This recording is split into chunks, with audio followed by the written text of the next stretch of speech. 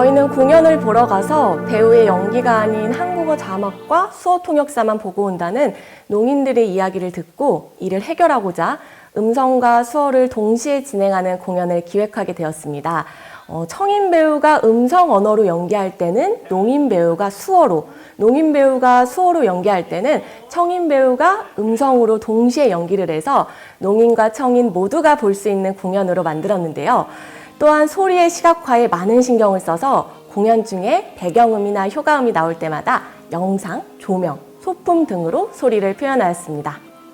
이 베리어프리는 장벽이 없다라는 뜻으로 건축 분야에서 먼저 사용한 말인데요. 장애인뿐만 아니라 고령자, 임산부, 어린이 등 사회적 약자들이 사회생활에 지장이 되는 물리적인 장애물이나 심리적인 장벽을 없도록 만드는 것을 말합니다. 공연에서는 청각장애인을 위한 자막과 수어 서비스, 시각장애인을 위한 음성 해설, 터치 투어 등이 있는데요. 베리어프리가 확산되고 있는 것은 좋은 변화이지만 완전한 베리어프리는 어렵다라는 이야기도 나오고 있습니다.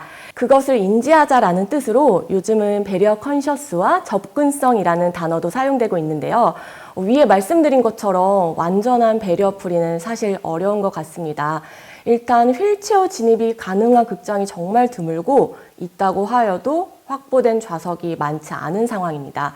그리고 농인들을 위한 수어 연극을 만들었지만 이는 시각장애인들에게는 장벽이 될 수 있고요. 여전히 어렵고 앞으로도 끊임없이 많은 연구와 시도를 해야 할 것 같습니다. 수없는 번역과 검수를 거치고 있습니다. 먼저 극작이 완료된 후에 저희는 농인과 함께 수어 번역 작업을 시작하는데요. 무대에서 표현되는 예술이라는 점과 수어라는 언어를 잘못 전달하면 안 된다는 생각에 다양한 표현 방법을 고민하고 여러 번의 회의를 거쳐서 완성하고 있습니다. 완성된 수어 번역본을 가지고 농인 배우가 직접 촬영을 하고 청인 배우들에게 배포를 합니다. 또 연습을 하다가 중간에 농인이나 청인 수어 통역사 선생님을 모시고 여러 번의 연습과 검수를 받고 있습니다. 혹시 수어에도 사투리가 있다는 사실 알고 계신가요? 극작을 위해서 정말 많은 농인분들을 인터뷰했어요. 수어에도 사투리가 있고요. 문화색이 굉장히 짙은 언어여서 처음에는 너무너무 어려웠습니다. 농인분들을 인터뷰하는 과정을 전부 녹화했고 집에 와서 밤새 보면서 모르는 부분을 계속 돌려봤어요.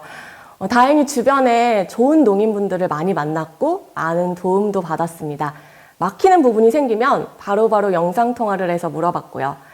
그리고 장애인식 개선이라는 목적이 뚜렷한 공연이기에 여러 유형의 장애인분들을 만나서 자문을 구하기도 했습니다. 공연 중에 다소 격한 표현이 나오기도 하는데요. 이런 단어를 사용해도 되는지 등 여러 가지 자문을 구했고 또 오히려 그런 표현들을 보여줘야 무엇이 잘못된지 알 것 같다라는 의견을 받아서 최종 대본을 완성하게 되었습니다. 사실 아직까지는 비장애인 관객분들이 훨씬 많습니다. 청인, 농인 누구나 볼 수 있는 연극이다 라고 홍보하고 있지만 농인 관객의 비율은 높지 않은 상황인데요. 그래서 일단 비장애인 대상 인식 개선 후에 더 많은 농인 관객분들이 연극을 즐길 수 있도록 계속 꾸준히 개선시켜 나가려고 합니다. 진심이 전달되었기 때문이다 라고 생각하고 있습니다. 바로 공연 예술의 힘이 아닐까 하는데요. 진심이 통한 예로 작년에 전국에 계신 특수교사 선생님들을 초대해서 공연을 진행했던 적이 있어요. 그 후에 학생들에게 꼭 보여주고 싶다라는 문의를 많이 해주시고 있습니다. 공연으로 교육이 된다고 생각을 해주시는 것 같은데요. 이게 바로 공연 예술의 힘이 아닐까 합니다. 맞습니다. 저희 희곡으로 가톨릭대 국문학과 학생들과 함께 소설화시키는 작업으로 마케팅을 진행한 적이 있는데요. 그 소설을 읽은 분들이 읽다 보니까 주인공 우리가 청각장애인인 걸 잊게 되었다라고 해주시더라고요. 공연 안에서 사용하는 수어는 단지 농인들이 사용하는 언어일 뿐 장애를 나타내고자 사용하고 있는 건 아닙니다. 관객들도 공연을 보시면서 그런 부분들을 잘 따라와 주시는 것 같습니다. 저는 장애 예술, 비장애 예술 이렇게 나누고 싶지는 않아요. 휠체어를 타고 무용을 하시는 분들도 그냥 무용수, 수어로 연기를 하시는 분들도 그냥 배우라고 바라보게 되었으면 좋겠습니다. 그러기 위해서 일단 장애 예술의 활성화를 꿈꾸고 있고요. 앞으로 공연을 준비하면서 무대 미술이나 포스터 디자인, 음성 해설 등 다양한 분야에서 장애 예술인들과 함께하려고 준비하고 있습니다.